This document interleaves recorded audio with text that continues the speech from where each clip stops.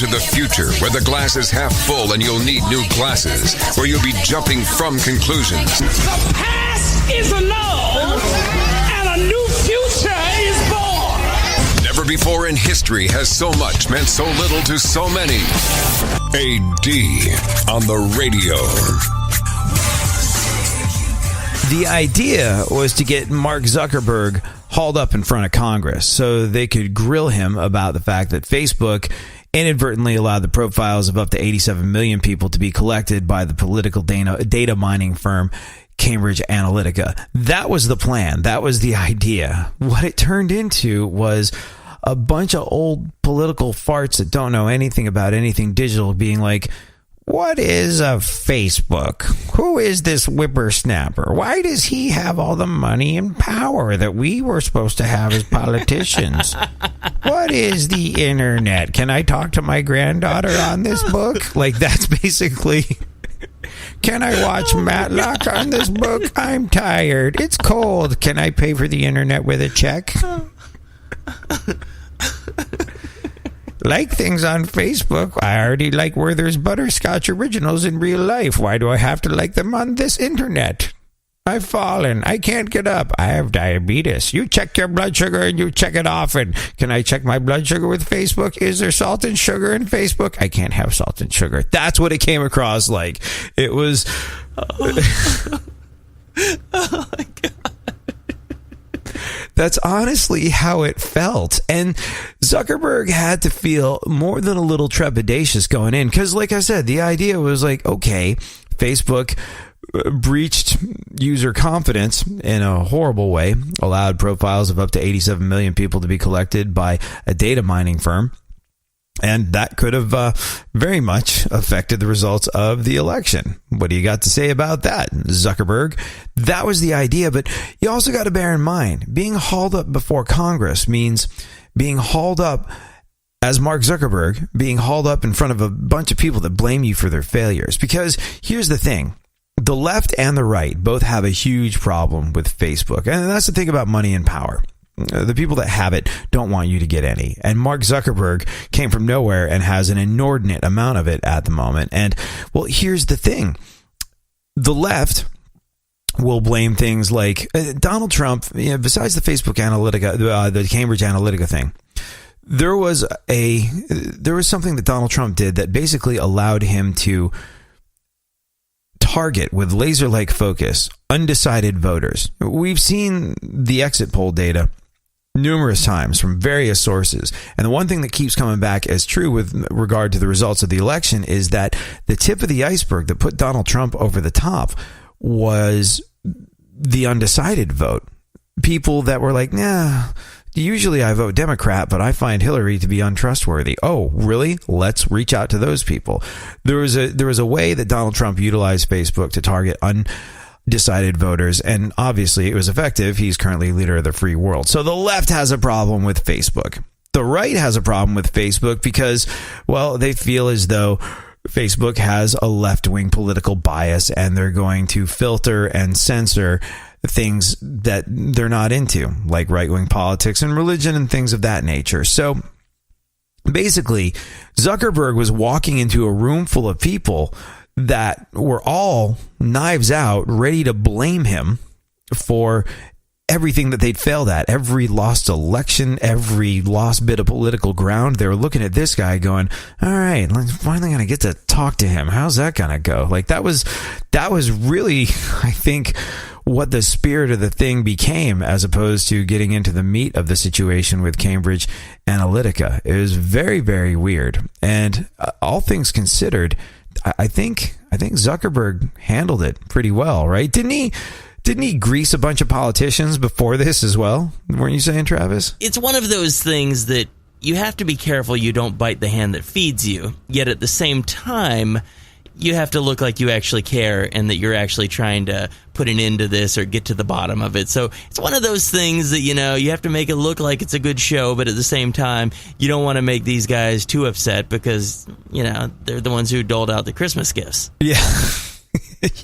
Yeah. Well, I mean, here's the thing. Ultimately, it becomes about power and money. Mark Zuckerberg's got like all of that at the moment. And, it was basically a room full of politicians going, "We don't understand your game. How do you play your game?" He's like, "Don't you worry about that. I know I know how to play your game. The check's all cleared, right? Okay, good. Now, what was your next question? Make it a soft one. Make it a soft one." And that's the overall tone of the whole thing. It was fantastic. It was just so much freaking nothing. My favorite thing was Senator John Kennedy of Louisiana telling Zuckerberg what he thought of the Facebook agreement. He was trying to verbally get down. And I'm going to play that for you next. Say ho, ho, say ho, ho, ho. Let's start the show. Let's start the show.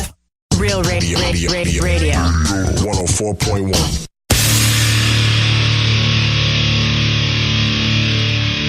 Where the left and right come together for fundamental truths. AD on the radio, on Twitter at ADSXE. So, I got to tell you, my favorite part of Zuckerberg testifying in front of Congress was Republican Senator John Kennedy of Louisiana trying to sort of get down verbally, if you know what I mean.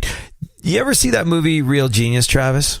Real Genius. I don't think I have. I'm not even sure I've heard of it. What is it? Oh, it's such a good movie. It's Val Kilmer before Val Kilmer got all sort of, Doors guy and weird and all this sort of stuff. Like, so funny.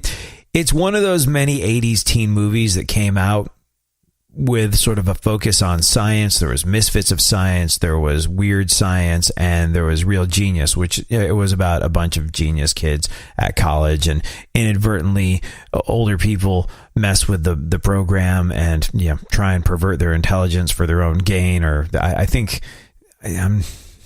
I don't think it's really sort of like exposing any spoilers to give away the plot line of a movie that came out in the mid 80s, but I think they find out that something they designed as a college project is being used by the military and they're really unhappy about it. Anyways, it's a great movie, but there's like one scene at the beginning, and if you've seen the movie, you know exactly what I'm talking about. But the hero of the movie, this guy called Mitch, who's like 15 years old and gets into some very prestigious university because he's a genius, meets all of his teachers, and he's like, "Do you have any advice for me, sir?" to one of his professors, and he's like, "Always remember to check your references."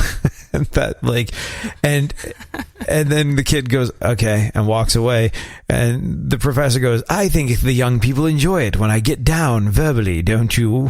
Like, oh my God. It's a long story if you haven't seen the movie, but if you have seen the movie right now, you're going, "Oh man, I know that scene. I love that scene. I know exactly what you're talking about." Well, when Republican Senator John Kennedy of Louisiana finished talking to Mark Zuckerberg, I have a feeling he turned around and said, "I think the young people enjoy it when I use their street slang. Don't you?" Have a listen to this. Here's what everybody's been trying to tell you today, and I say this gently. Your user agreement sucks. You can spot me 75 IQ points. If I can figure it out, you can figure it out. The purpose of that user agreement is to cover Facebook's rear end. It's not to inform your users about their rights. Now, you know that, and I know that. I'm going to suggest to you that you go back home and rewrite it. And tell your $1,200 an hour lawyers, no disrespect, they're good. But tell them you want it written in English, in non-Swahili. You want it in English, non-Swahili. It sucks. Like, man, that guy walked out of there going like, "I am so cool." I'm so like, I am a politician for the younger generation. They know it. I know it. We all know it. Hail me, for yea, verily, I am Senator John Kennedy of Louisiana, and I get down verbally. That's how he felt about that. That was like his big moment to shine. Mark Zuckerberg used his opening statement to take responsibility. We didn't take a broad enough view of our responsibility, and that was a big mistake. And it was my mistake, and I'm sorry. I started Facebook, I run it, and I'm responsible for what happens here. So now we have to go through all of our relationship with people and make sure that we're taking a broad enough view of our responsibility. It's not enough to just connect people. We have to make sure that those connections are positive. It's not enough to just give people a voice.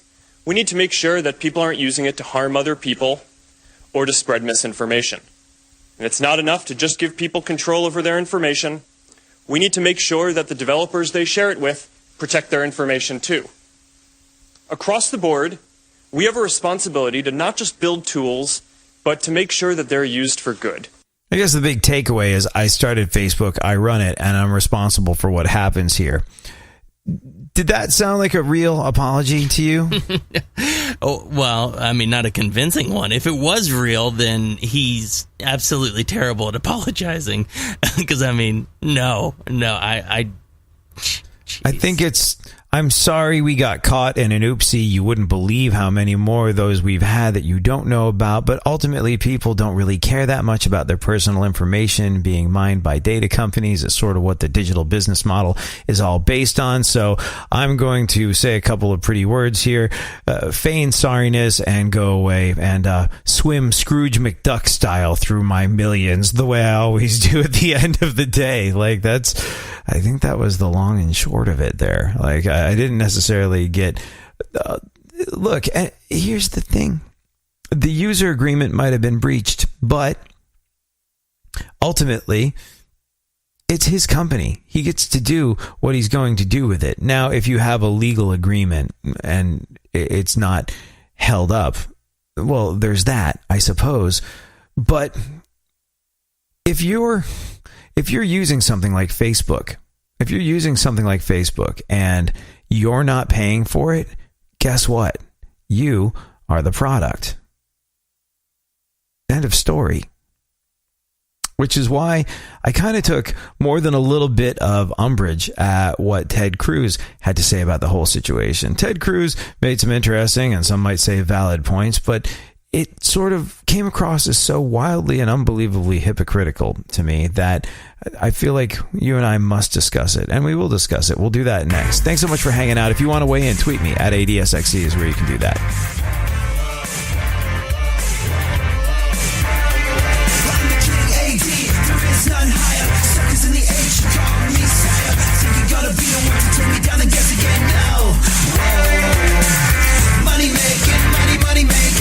On the mic, give me paid every day, and for part of the battle, just bow down, better act like you know.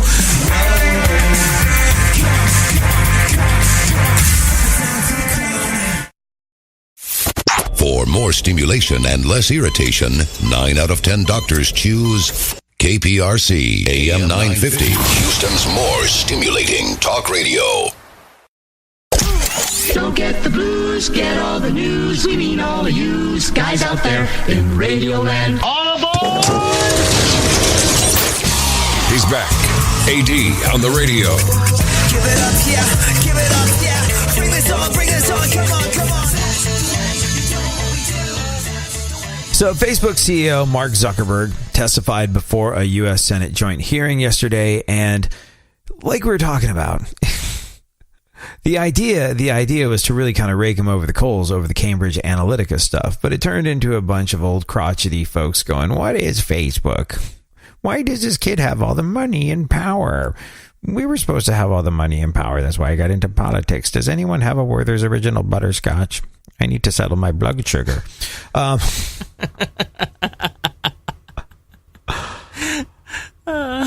the one thing, and we're going to talk about Ted Cruz here, and he spoke the words, but it's the level of hypocrisy that is so part and parcel of so many politicians that tout their great love of freedom that Ted Cruz personified in the chitty chat with Mark Zuckerberg. Do you have the quote? What did he say exactly, Travis? He started it out by saying, to a great many Americans, there appears to be a pervasive pattern of political bias.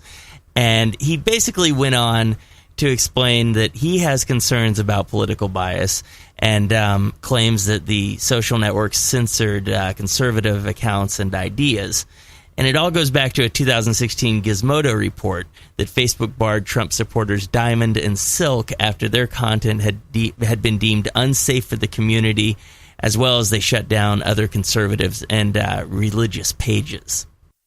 Yeah, and I think he kept asking him over and over again, where he was like, are you a neutral platform or do you have a political bias? And he was like, well, we're a place for exchange of ideas and we'd like to try and make it a place where people feel safe. He's like, I'm going to ask you the question again. Are you neutral or is there a political bias? And Zuckerberg danced around it, and Cruz felt clever because he felt like he had him on the ropes. But what was really going on inside Zuckerberg's mind was, I get to make this whatever the hell I want to make it because I made it. This is the thing. This is the idea of freedom. This is the idea of the free market economy. Facebook has no responsibility to you or to me or to anybody else. The only people that Facebook has any kind of responsibility to, I guess, would be its shareholders. But when it was created, it was 100,000,000% the creation of this dude, much to the chagrin of the Winklevoss twins. But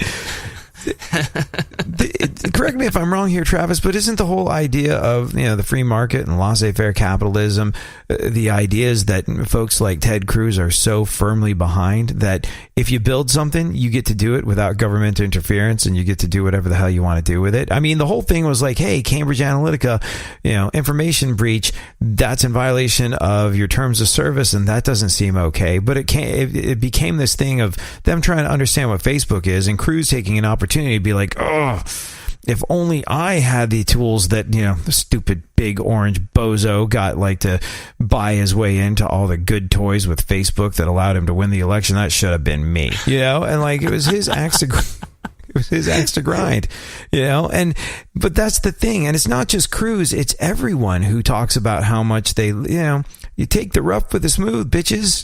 It's freedom is freedom. It's not freedom when it suits you. It's not freedom when it when it supports your ideas.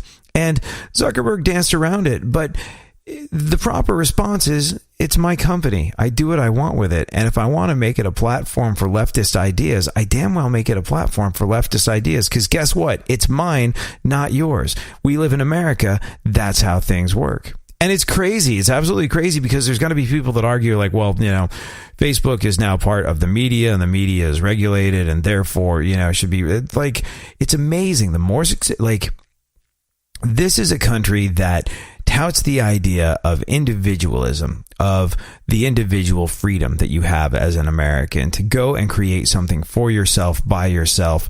And this is just as hypocritical as, Barack Obama telling entrepreneurs, you didn't do this by yourself. You had help. This is the exact same level of hypocrisy as that going, well, yeah, freedom up to a point, unless you become so big that you can influence the elections and become significantly more powerful than the government, then, and only then do we believe in the idea of regulation. It's this weird thing. And I don't understand how people that are all about, the freedom, the freedom, big blanket statement there, people that are all about the freedom and the freedoms and being free and, having the right to do things that you want to do. I don't understand how they suddenly get all heebie-jeebied about somebody who's built something from the ground with nothing but their own hands and their ingenuity being successful. Isn't that the idea? Correct me if I'm wrong. Isn't that the idea, Travis? Well, it's not the idea for someone like Ted Cruz. You have to keep in mind, Ted Cruz is a guy who is completely against net neutrality. Okay, so the internet, which was built on taxpayer money from, a military network, and you have TCP/IP, which are the protocols that run the internet, which were built on taxpayer money, and then you have billions of dollars. By the way, Travis is dropping some smart person science right now. Go on. It's just one of those things. It's like if you do the research, and I'm not trying to spread liberal ideas here. I'm just telling you what Ted Cruz is against. You have billions and billions of dollars, taxpayer dollars, that were given to telecom industries, to AT&T, to all these companies to build the internet. And you have people like Ted Cruz who thinks that the internet should just be now that the taxpayer money has been used to build this network, well, give it to these companies and let them do what they want. If they decide that they want to block traffic from McDonald's, and because Burger King pays them $20 million and only allow Burger King to get, to be the only fast food joint that gets internet traffic on AT&T's network, then they should be able to do that. So he thinks, net neutrality is a joke and that there should be no regulation at all when it comes to the neutral, treatment of data on the internet. However, he definitely doesn't think that that Zuckerberg has the right to do what he wants with his own platform that he created with no taxpayer money. The irony of it all, isn't it?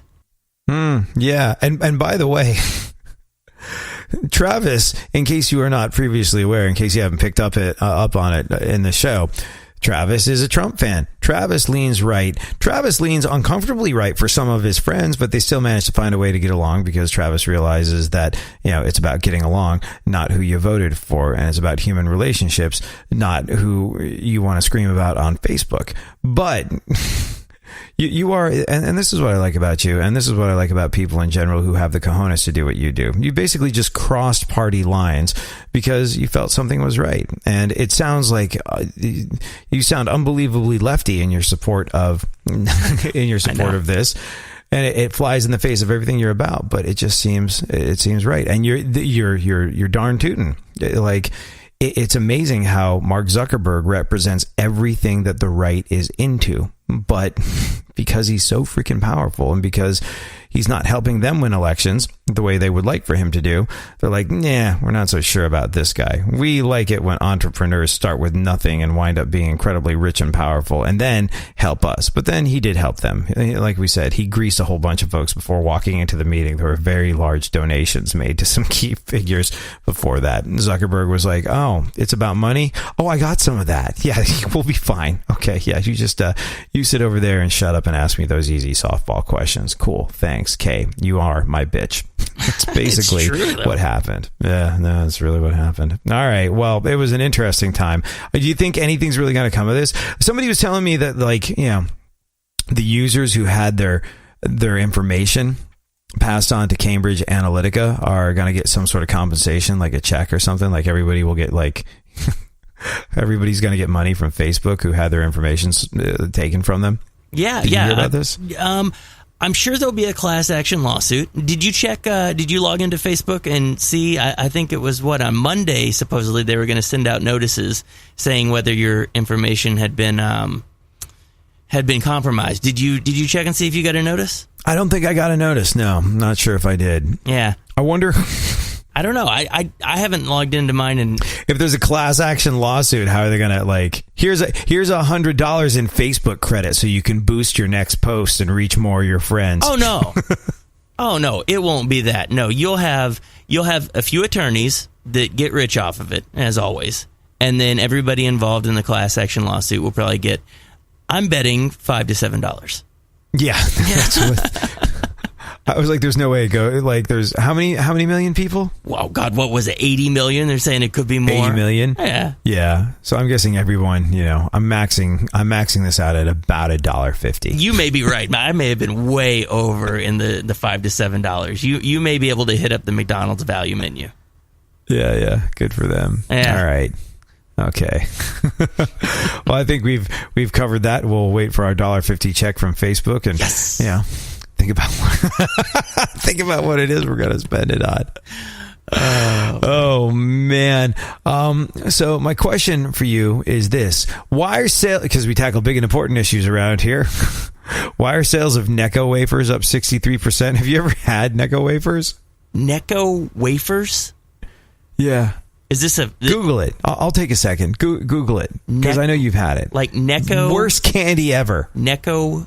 I don't think I spelled it. How do you spell Necco? Oh my God. Oh, I have it. Oh, those things are disgusting. Those are so gross. Dude, it's sort of in the business and financial community a bit of a fiscal anomaly at the moment because sales of Necco Wafers are way the hell up. They're not delicious. They're like the opposite of delicious. And we'll discuss exactly what's going on with it because it's this big fiscal mystery in 2018 and we're going to unravel it because, as I said, we tackle big and important issues around here. Right now, though, let's discuss what's going on in the news. To prepare for his new shark movie, The Meg. Jason Statham swam with real sharks. I saw that. He got in the cage, right? He had to have gotten in the cage. I'm not sure about that. It had to be more realistic than that stupid thing that the Discovery Channel did about a man racing a shark, and it turns out that... God. Come on. An Olympian guy. How am I blanking on his name? I can't remember who it was. I remember it was like some CGI stupid reenactment, and people found out like... Michael Phelps. Michael Phelps faster than a shark. That's right. And there wasn't actually a shark. That was wildly disappointing. But yeah, Jason Statham swam with real sharks. He's always doing stuff like that. Like when he signed on to do The Expendables with Stallone and Schwarzenegger and Bruce Willis, he lived with the gorillas in a zoo. Made him right at home when he got to set. Oh, man. All right, moving on. Snooki has denied a rumor that she's getting divorced. You know, what do you think of the Jersey Shore reboot? Because, like, here's the thing about Jersey Shore. Everybody watched it. No one admitted that they watched it.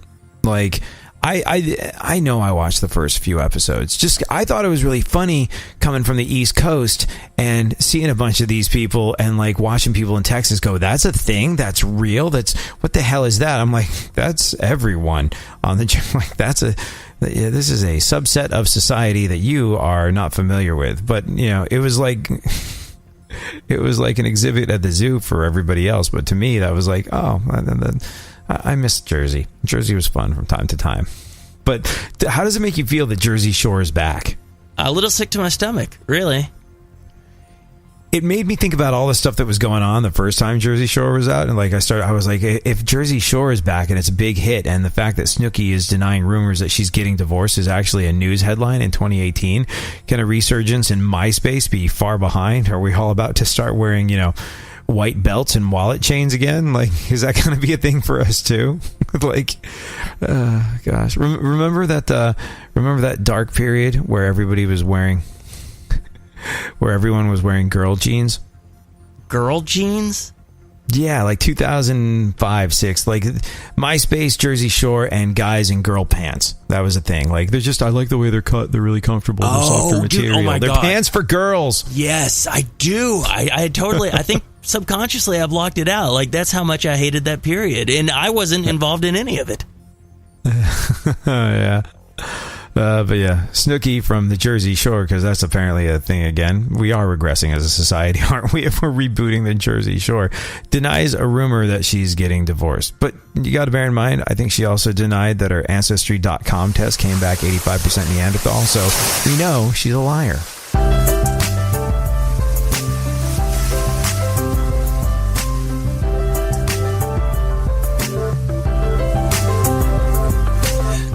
Sometimes you just know you're done. You're longing for that shining sun. You walk these streets most every day. You're waiting to get washed away.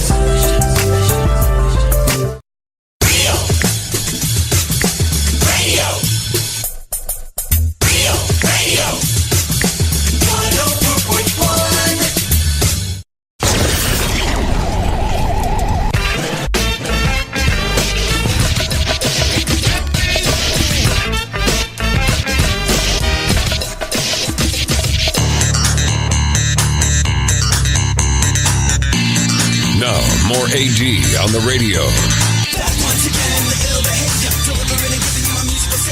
So you and I will unravel the great fiscal mystery of 2018, why sales of the most disgusting candy, Necco Wafers, are up a staggeringly high amount, like 63% jump in sales of Necco Wafers, and is actually perturbing the fiscal community just because there's no good explanation for it. Everyone's like, these things are gross, and things don't usually shoot through the roof in this sort of way. And because you and I tackle big and important issues around here, we're going to discuss that in a little bit.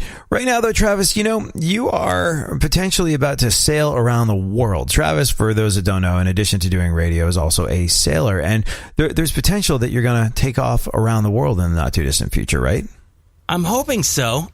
It's kind of one of those things that's like, I want to do it so bad, but like, I'm in such a good position right now that it's so difficult to... It's so difficult to leave. You know, you kind of feel like you're messing something up. It's like, why, if it's so good, why why ruin something that's going so perfect? But it's just, man, it's just such a dream of mine, you know? I have to try it. You've been in Texas most of your life. I mean, you lived in the Virgin Islands for a little bit and in Puerto Rico for a little bit, but you spent the majority of your life in Houston, right? Yeah, I lived in Utah for a few. I lived in Washington for a very short period of time, Washington State. But yeah, the majority of my time was spent in Texas. So, yeah. Will you miss the people of Texas when you're gone? Specifically, will you miss Southern women? No, not so much. Here's Pam Stone on maybe why not. So I'm originally from the South. I know all that stuff. I'm a Southern woman. I didn't fit in well down there, though. Southern women tend to be real demure.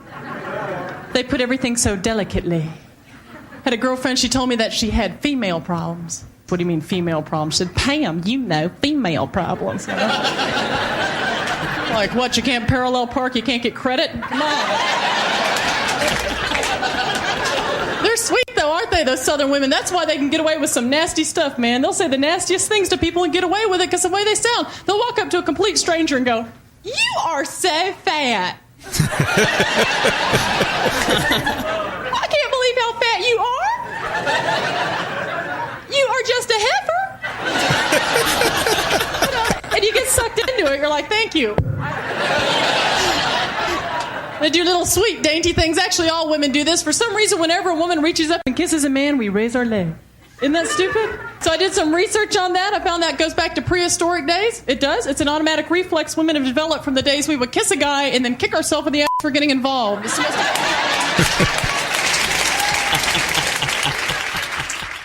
I always loved Southern women. You didn't like Texas women? Like, I never, well, when I was in a band, I dated a girl from Texas, but when I lived in Texas, I never dated a girl from Texas. So, like, but I've always really gotten along with them. That whole friendly thing, I just like the people of Texas. They're really friendly. I'll never forget how much I loved Texas when I came to America, because, like, you got to understand, I grew up back and forth between London and New York City, and I'm from New York. The chances that I would like Texas seem almost non-existent, you know, based on sort of like statistical findings. Yet when my band hit the road, I'll never forget the first time we got to places like Austin and San Antonio and Houston. I was like, this is great. Everyone is so nice. Everyone is so welcoming. The crowds are insane. People just want to have a great time here all the time. I love Texas. And what did I do? First chance I got, I moved to Texas, and it was everything that I would hoped it would be. It was awesome. I can't believe you don't like Texas women, Travis. Kind of messed up. No. It's not that I don't like them. I do like them. I just don't think I will miss them, because that's the thing. I've had them my whole life, so it's one of those things. You also have to keep in mind, like, and don't get me wrong, it's a stereotype, and I get it, and I never play into stereotypes, but the whole Texas thing, you know, a lot of people in Texas are like real country and like cowboys and stuff, and I'm like the complete opposite. I have no idea. I helped somebody on a farm once, and like I cannot tell you how out of place I was. Like, and it was funny because the guy even came up and started talking to me about it, and he's like, "Boy, what are you doing here?" And I'm like, "Yeah, I know." Well, you know, Houston is an incredible place because it's literally one of the biggest cities in America. I think it's like fourth largest city in America. Yeah. It's a humongous city, but I think it has to be the only city of its size where you can drive 45 minutes in one direction and literally be in the middle of nowhere. Like, it's this massive city with large rural areas around it. So if you want to get away from it all, it doesn't take that long. And which makes it really cool, because you couldn't live a half hour outside of New York City or Chicago or Los Angeles and, you know, live on a giant plot of land with no neighbors and do whatever the hell you want to do. But in Texas, you can, which is awesome. It's really cool. It is nice. And the people of Texas are amazing. And I work with a few people who literally just moved here. Like, one of the guys on the tugboat that I'm on right now, just came over to the boat, and he's from Maine. And we were talking. I was like, dude, what do you think of Texas? I'm like, this is pretty crazy, right? You're in Texas. And he's like, man, I really like it. And I said, it's a great place. I said, I spent my whole life here, kind of ready to go. I said, but it's one of those things that it's like, this is a great place to be. Texas it has everything to offer. The people are great. There's just everything. Texas literally has everything. So, I mean, Houston has to be one of the most livable cities on the planet. God, It's super cheap to live there. Everything is easy. The restaurants have been voted the best in America time and time and time again. There's everything. If you're kind of snobby and you like art and culture, the museums are fantastic. The opera, the ballet, the symphony, all these things are toppy-notchy, my friend. They're like really, really amazing. What's interesting though is I live back and forth between Houston and San Diego, and when I spent most of my life in Houston, nobody ever came to visit. It's a great place to live, but no one's coming to visit you. I had a place with a guest room. Then I was like, I don't need this. None of my family's coming to visit me. And then I got a place in San Diego, and everybody I know and all of their friends went, so we'll be there in June. Have the guest room ready. It's weird, though. It's so weird because literally it's a great place to have guests. So it's perplexing. It is. You can go out every single night and have an awesome time doing something completely different from the night before. That city has so much to offer. And like we said, the people are unbelievably welcoming and extremely cool. But you know what? I absolutely 100 million billion % get your need to travel. That's an awesome thing you're about to do.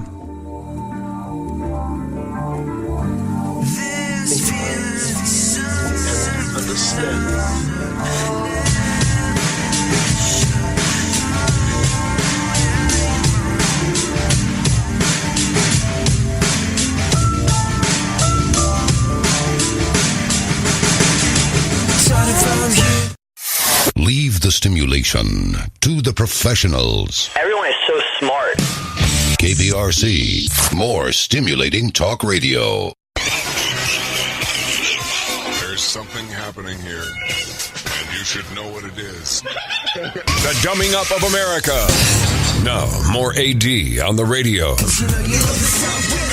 So the financial world is trying desperately to explain to themselves and everybody else why Necco candies, if you've never had them before, they're disgusting, but somehow they still manage to exist.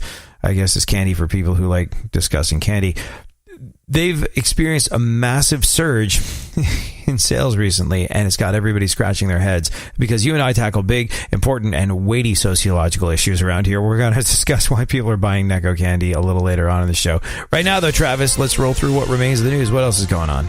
Carrie Underwood posts her first face photo since undergoing plastic surgery after an accident. Yeah, she looks exactly the same. Whoever her plastic surgeon is, looks exactly the same, which tells me she did not use the same doctor as Kathy Griffin. Is it? Oh, well, actually, I raise an interesting question now. I felt a twinge of regret after saying that, but is it body shaming when you make fun of someone's plastic surgery? Technically, probably so. I don't know.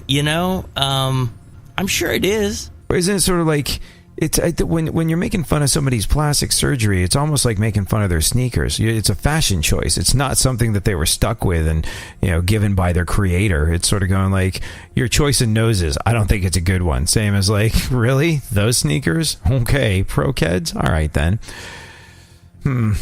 Body shaming, you say? I'm also self-conscious because I got body shamed when I was younger, and that's a new term, body shaming. When I was young, we called it telling a person what they look like to their face. That was the term back in the 90s, I got made fun of having a big forehead. This girl came up to me. She said, "You have a 5 head." I was not familiar with the term. I was like, "What's a 5 head?" And she was like a 4 head, but bigger. A 5 head. It sucks when you get made fun of, and then the person explains how they made fun of you. And it's pretty good. You're like, that's not bad, actually. I see what you did there. That was... It also sucks, because if you get made fun of for being fat, that's horrible. But at least you could be like, you know what? I'm going to diet and exercise, and I'll show you. But if you get made fun of for having a big forehead, there's really no action for you to take. You can't be like, "I'll have the Caesar salad. I'm watching my forehead right now." I was pretty smart. I just tried to keep my eyebrows raised all of the time. Kind of shrink that forehead up a little bit. The hilarious Joe List on body shaming. Did you see Anna Faris. You know who Anna Faris is? I've heard the name over and over and over. Is she? She's either an actress or a singer. She's an actress, right? Yeah, she's an actress. She was in what was it? Was it called College Bunny or something like that? I can't remember. She was in what's all of her big. She's really good. House Bunny. She was in House Bunny and Scary Movie and like a bunch of silly movies, and she's really funny, and I enjoy her work. But she talked about getting breast implants recently. She said, quote, "I was a negative A cup." Oh my God. Until I got breast implants 11 years ago when she was 30, and she hasn't looked back. She says, quote, "It was effing awesome." She was a little hesitant at first. She said, "I always thought plastic surgery was caving into the man, but it came down to one really simple thing. I wanted to fill out a bikini. What would that feel like?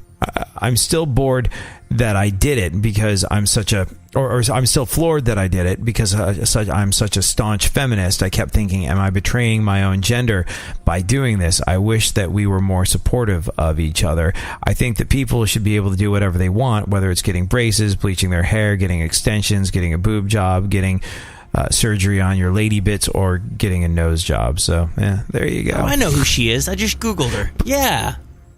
Yeah, she's awesome. She's funny. I think she used to be married to Guardians of the Galaxy guy, Chris Pratt, I think. Am I wrong? I don't know. I don't know. I couldn't... yes. Why don't you know all the things that I ask you right when I ask you them? Yes, they divorced in 2017. Yes. Oh, yeah, yes. There you go. Yeah. I felt a little bad for her because, like, he was with her when he was Fat Andy from The Office, and then he got ripped, toned, shredded, super athlete, and became the biggest action star in the world. And they got divorced. So I was like, she was with you when you were fat, dude. She was with you when you were fat, and because he talks about his weight, and he was like, I was fat, I was depressed, I was impotent. He talked about how he got so fat that his junk didn't work, and she stayed with him and, supported him through the whole thing and, supported him through, I'm sure he was crabby when he was dieting and he becomes literally the biggest, richest movie star on the planet, an actual literal superhero. And he's like, yeah, I just don't think it's going to work out. Bye. That sucks. Well, I don't know. I think they were kind of nice to each other in the whole thing, but There you go. She seems like she's doing just fine. What else is going on in the world? Jay-Z says that he has a lot of respect for Kanye West. Not nearly as much as Kanye West does, but respect, nevertheless. Never before has something more true been said. Yeah. Moving on. 311 and The Offspring are going to tour together this year. Oh, wow. Best year ever for white guys with dreads. I'm actually really looking forward to that show. Like that would be a great show. Have you ever seen The Offspring play before? Oh, God, I'm trying to think. Surely they played a BuzzFest that we worked. I think they played a weenie roast. We're really splitting hairs. For those of you not familiar with what our the Houston radio station where we both got our start, what they do there, they have 3 concerts a year, 2 BuzzFests and 1 weenie roast. And the summertime one is the weenie roast. And I think that the Offspring played a weenie roast. Or that I know 311 did. I don't know. Offspring are one of the best bands alive ever because they kick ass and they take names and they can really sing and they can really play and they really know how to put on a show. But also, they've got like just song after song where you're like, oh, I love this song. This is a huge part of the soundtrack to my life. I love this. Like they can put a smile on your face for 2 straight hours with just wall-to-wall awesomeness with their music. They're one of the best shows I've ever seen in my life. It's good stuff. I saw them on that Summer Nationals tour, which was like basically my misspent youth coming back to haunt me. It was like Bad Religion, The Offspring, Pennywise, and the Vandals. And it was just, it was one of the best nights of my life. So good. So much fun. So this 311 Offspring tour, that should be good times. What else? Guitarist Lindsey Buckingham was fired from Fleetwood Mac following a disagreement over the band's upcoming tour. You can't fire him. You guys are like, you're trying to outrun the Grim Reaper at this stage in the game. You're really, really old. What are you doing? I guess the rest of the band told him that he could go his own way. Oh, my God. You know, it's perfect for Fleetwood Mac, though. You and I, we kind of missed out on this. Like, Fleetwood Mac, before our time, really. But there was always huge amounts of drama with that band. Like, everybody was marrying each other and getting divorced and splitting up and having relationships with different folks. Like, it was a whole sort of, like, literally incestuous thing, because everybody in the band was having sex with everybody else, but like having real relationships. Like Lindsey Buckingham and Stevie Nicks were like a serious couple. And that song, You Can Go Your Own Way, that's basically Lindsey Buckingham telling Stevie Nicks she's a dirty, cheating skank. Like that line, shacking up is all you want to do. It's basically him talking about her, saying, you're sleeping around on me left, right, and center with everybody who's got like even a half an ounce of cocaine, you know, and you drop trow for him. That was what that song was about. And so, meanwhile, he brings in this song about her being a dirty, cheating skank. Not only does she have to record it in the studio, but she's got to go out on stage and sing a song. You know, the lyrics are, you can go your own way. But really, she's getting out on stage and going, I'm a cheating skank. And she's, Oh, my God. She's, and she's like, yeah, that wasn't the nicest thing for him to do. She said that about it. So Fleetwood Mac is always drama, and they're continuing that tradition into their senior years. So it makes perfect sense that they fired Lindsey Buckingham. Why not? You're all 2 years younger than God. It's a miracle that after what you guys did to yourselves in the 70s, that any of you are still even standing. But yeah, sure. Go ahead. What else? A topless protester tried to run at Bill Cosby outside the courthouse yesterday. Yeah. Topless protester. Eyewitnesses say Cosby was visibly upset. Yeah. Upset that the police took her away before you could offer a drink. Oh, man. That's not right. Go on. Steven Seagal turned 66 this week. Steven Seagal. Oh, yeah. He's that chubby old guy with the bad hair who's best friends with Vladimir Putin and has tons of sexual assault allegations against him. No, the other one. That one. Steven Seagal, isn't he the guy, like, it was him and Jean-Claude Van Damme in the late 80s and early 90s, and Chuck Norris, or like, they were all these like kung fu guys, right? Yeah. And Steven Seagal, everyone who was just like, that guy doesn't know anything about it. I think him and Van Damme got into it because it's like, that guy doesn't know the first thing about martial arts. He doesn't know like anything. Who's saying he's like this martial art? Like it was a late 80s movie star throwdown of martial arts credibility, and everybody said Steven Seagal didn't actually know what the hell he was doing. That's interesting. So, yeah. So happy 66th birthday, you big martial arts faker. Should we unravel the mystery of the Necco wafers? We probably should if we don't want to run out of time. Yes, right? we should. Necco wafers.